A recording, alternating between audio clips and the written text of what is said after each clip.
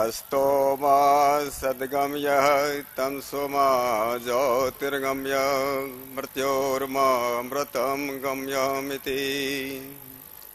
ओम शांति शांति शांति। आज के इस बहुत ही भव्य कार्यक्रम के आदरणीय अध्यक्ष महाशय धर्मपाल जी, मैंने उनको केरला में कहा था कि वो महाशय धर्मपाल जी ने वो महात्मा धर्मपाल जी हैं।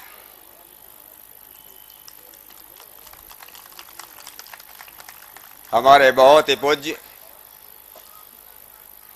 स्वामी प्रणवानंद जी, श्रद्धेय स्वामी देवव्रता जी, आदरणीय श्री रामनाथ जी सहगल, प्रोफेसर रमेश भारद्वाज जी, राजीव जी, विनय आर्य जी, धर्मपाल जी और बहुत ही सभी मंच पर उपस्थित इस आदरणीय भाइयों बहनों और मेरे सामने उपस्थित आदरणीय मातृशक्ति और आर्य भद्र पुरुषों।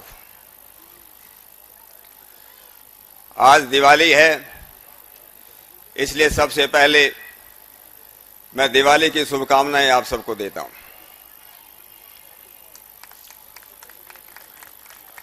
आज सवेरे मैंने कुछ लोगों को एक एसएमएस किया और उसमें मैंने लिखा, जिस देश के अंदर हजारों वर्षों से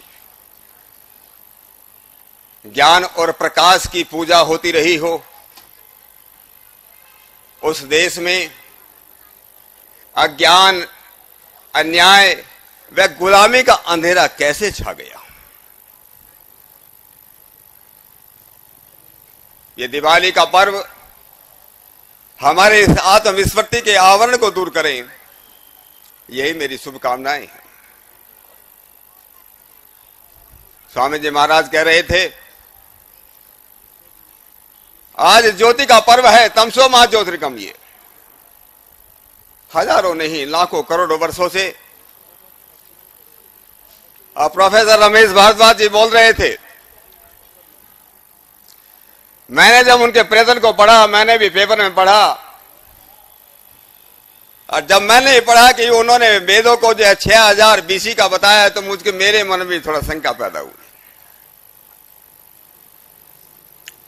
लेकिन एक प्रयत्न है और उस प्रयत्न के लिए मैं आपका अभिनंदन करता हूं। मैं तो बोलता हूं, देश में विदेश में, अभी पिछले महीने में न्यूयॉर्क के अंदर यूनाइटेड नेशंस में बोलने गया था धर्म के ऊपर, जहां 58 देशों के प्रतिनिधि आए थे।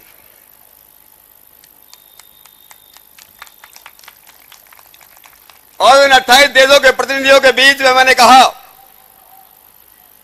अलग अलग तथाकथित मतांतर के प्रतिनिधि, अलग अलग धर्मों के प्रतिनिधि पूरी दुनिया से वहां पर लोग आए थे। मैंने उनके सामने 2 सवाल रखे। अगर प्रत्येक धर्म वाला यह कहता है कि उसका धर्म भगवान का चलाया हुआ धर्म है, तो मेरे 2 सवालों का जवाब दी। सबसे पहले मैंने कहा, एक धर्म जो 1500 साल पुराना है, एक लगभग 2000 वर्ष पुराना है, कोई 4000 5000 वर्ष पुराना है, क्या 5000 वर्ष पहले दुनिया में लोग रहते थे या नहीं? पहला सवाल। उन्होंने कहा तो लोग तो रहते थे, हजारों नहीं करोड़ों लोग रहते थे। अगर करोड़ों लोग 5000 वर्ष पहले भी इस दुनिया के अंदर रहते थे, लेकिन भगवान ने अपना धर्म बाद में चलाया। कोई कहता है 4000 वर्ष पहले, कोई कहता है 2000 साल पहले, कोई कहता है 1500 वर्ष पहले। तो मैंने उनसे पूछा, भगवान ने इतना अन्याय उन करोड़ों लोगों के प्रति क्यों किया जिनको अपने धर्म के चलाने से पहले ही पैदा कर दिया और मार दिया? मुझे थोड़ा इशारा कर देना, मेरा टाइम का पाबंदी है, ज्यादा नहीं बोलूंगा। तो करोड़ों लोगों के साथ अन्याय, क्या भगवान अन्याय कर सकता है? किसी ने नहीं कहा कि भगवान अन्याय कर सकता है। जब भगवान अन्याय नहीं कर सकता, दूसरा भी कारण हो सकता है कि भगवान जब से दुनिया पैदा हुई तब से अनुभव ले रहा था, एक्सपीरियंस गेन कर रहा था, और जब उसका ज्ञान पूरा हो गया तब उसने अपना धर्म चला दिया। क्या ऐसा हो सकता है? क्या भगवान को अनुभव की जरूरत है? क्या भगवान का ज्ञान इतना अपूर्ण है? इन बातों का कोई जवाब नहीं दे पाया। मैंने कहा, जब से दुनिया बनी, जब से पृथ्वी पर आदमी आया, अरे भगवान कितना दयालु है, उसने अपना ज्ञान उसको दिया, और उस ज्ञान का नाम वेद है। ये महर्षि दयानंद ने हमको बताया, और महर्षि दयानंद ने लिखते भी यही कहा, वेद अपौरुषेय है, ये ईश्वरीय ज्ञान है। क्यों ईश्वरीय ज्ञान है? महर्षि दयानंद ने उसके लिए 3 तर्क दिए। उन्होंने कहा कि भगवान बहुत दयालु, इतनी दुनिया, इतनी सुंदर दुनिया उसने बनाई, इतनी सुंदर दुनिया बनाई जिस दुनिया के बारे में हम कहते हैं परफेक्ट दुनिया है, पूर्ण है, परफेक्ट है। पूर्णमदः है पूर्णदम पूर्णात् पूर्णमुदच्यते। अरे कोई आज इतनी दुनिया के अंदर लाखों साइंटिस्ट, वैज्ञानिक हैं, क्या किसी वैज्ञानिक के मन में आज तक ये सवाल पैदा हुआ कि आदमी के शरीर में कुछ कमी है, इसको दूर किया जाए? किसी के मन में बात आई? इसकी 2 आंखें हैं, इसको 3 आंखें होना चाहिए, एक आंखें इसके पीछे लगाना चाहिए था। ये इसके हाथ में 5-5 उंगलियां हैं, नहीं 5-5 उंगलियां कम है, 6-6 उंगलियां होना चाहिए थे, 5 उंगली ज्यादा होगी, 4-4 उंगलियां होना चाहिए। किसी ने सोचा? किसी ने नहीं सोचा, क्योंकि सारी दुनिया के वैज्ञानिक ये क्या मानते हैं कि आदमी भी पूर्ण है, ये दुनिया भी पूर्ण है, इतनी सुंदर है, परिपूर्ण है, वैज्ञानिक है, व्यवस्थित है और उद्देश्यपूर्ण है। उद्देश्यपूर्ण है। बहुत बिजनेसमैन बैठे हैं यहां पर। क्या कोई ये चाहता है कि उसका किसी का बच्चा पैदा हो जाए, और बच्चा पैदा होने के बाद वो सोचता जब मेरा बिजनेस बहुत बड़ा बढ़ जाएगा तब तक मैं अपने बच्चे को जंगल में छोड़ देता हूं, और जब 20 साल का जवान हो जाएगा तब मैं उसको बुलाऊंगा ताकि वो बिजनेस को, व्यापार को संभाल ले? क्या मूर्ख से मूर्ख मां बाप भी ऐसा कर सकता है?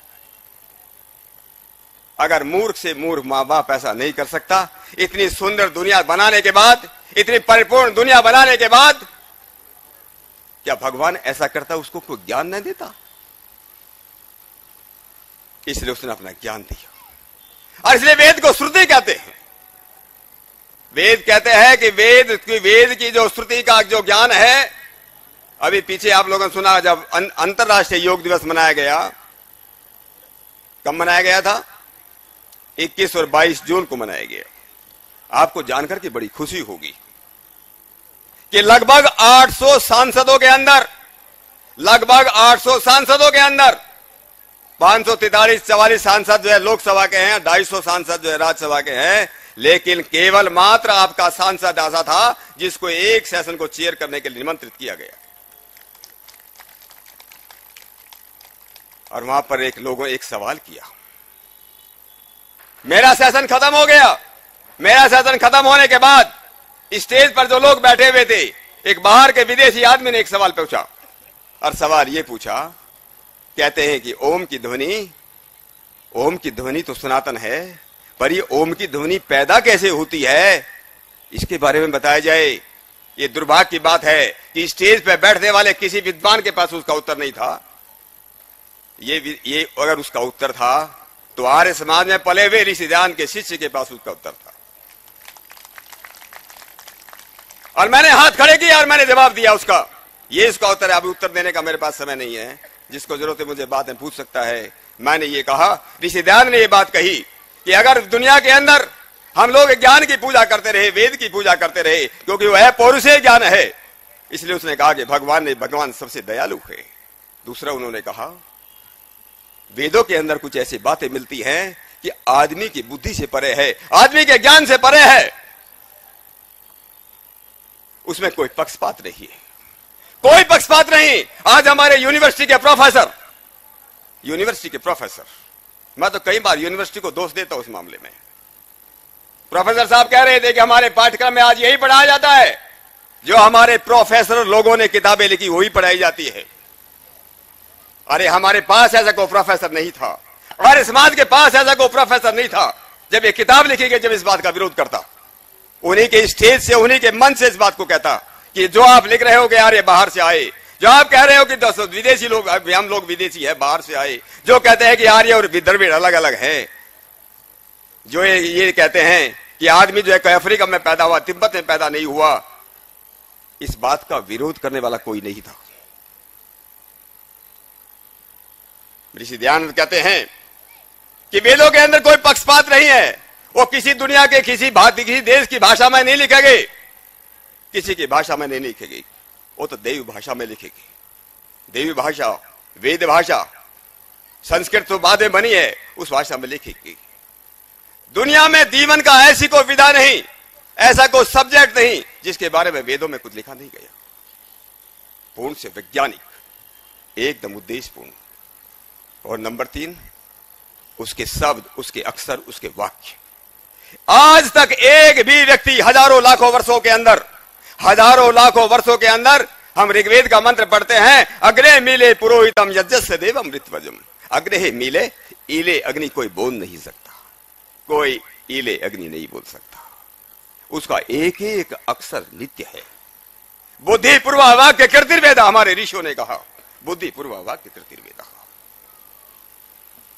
इसलिए वेदों के अंदर प्रक्षेप नहीं हुआ, वेदों के अंदर मिलावट नहीं हुई। और फिर ऋषि दयानंद ने कहा, अरे दुनिया के अंदर कोई ये चाहिए, कोई कसौटी चाहिए, कोई कसौटी चाहिए कि सत्य है। ये किसको मालूम चलेगा? ये आप जो बात कह रहे, जो लिख रहे हो, अगर दुनिया के लोग बोलेंगे मेरी किताब सबसे अच्छी है, मेरी किताब केवल सत्य बोलती है, मेरा ही धर्म दुनिया का, भगवान का धर्म है, इस बात को तय कौन करेगा? उसकी जो कसौटी थी, उस कसौटी का नाम, जिसको पारस मणि बोलते हैं, जिसको अंग्रेजी में टच स्टोन बोलते हैं, वो सत्य का टच स्टोन है। और उस टच स्टोन का नाम, उस पारस मणि का नाम वेद है। वेद से मालूम चलेगा, अगर वेद के अनुसार है तो सही है, और वेद के अनुसार नहीं है तो गलत है, क्योंकि उसकी प्रत्येक बात सृष्टि नियमों के अनुसार है। कोई भी बात सृष्टि के नियम के खिलाफ नहीं, एक भी बात ऐसी नहीं जो सदाचार के विरुद्ध जाती हो, ऐसी कोई बात नहीं। इस बात को सिद्ध कौन करेगा? अभी मैं बिहार में गया था, बिहार के अंदर, अभी उसमें बोलना तो नहीं चाहिए लेकिन मेरे अब आ गया तो बोल देता हूं। एक विद्वान ने एक लेख लिखा, प्रोफेसर अपने को समझते, यूनिवर्सिटी का प्रोफेसर बन गया तो उससे ज्यादा कोई जानता नहीं, ऐसा यूनिवर्सिटी के प्रोफेसर समझते हैं। उसने एक लेख लिखा कि हमारे ऋषि महर्षि भी मांस खाते थे। मैंने चैलेंज किया, मैंने कहा अगर ये प्रोफेसर, मैं चैलेंज के साथ बोलता हूं, अगर ये प्रोफेसर जो कहता है कि हमारे ऋषि महर्षि मांस खाते थे, अगर वेद के एक भी मंत्र की व्याख्या ये कर सके, उनको मालूम नहीं किया। लेकिन हमको ऐसे लोग चाहिए जो उन्हीं के स्टेज से, उन्हीं की कॉन्फ्रेंस में जाकर उनका मुकाबला कर सके। इसलिए ऋषि दयानंद ने कहा था, ऋषि दयानंद की आज ऋषि दयानंद की पुण्यतिथि है। ऋषि दयानंद ने कहा था अपने वशतनामे में 3 बातें कही थी। हे आर्यो, 3 बातों का ध्यान रखना। वेद और वेदांगों का प्रचार होना चाहिए, वेदों का पढ़ना, पढ़ाना, सुनना, सुनाना, उसके लिए काम करो। अगर वेद पढ़ नहीं सकते तो सुन तो सकते हो। हम नहीं कर सकते तो दूसरों को सुनवा तो सकते हैं। आजकल तो दुनिया के अंदर ऐसा अंधविश्वास फैल गया, हरिद्वार में जाओ, ऋषिकेश में जाओ, आपको मालूम है जप बैंक खुल गए, जप बैंक। मुझे मालूम नहीं, आप लोगों को मालूम है कि जप बैंक क्या है? लोग जप करवाते हैं, 1 लाख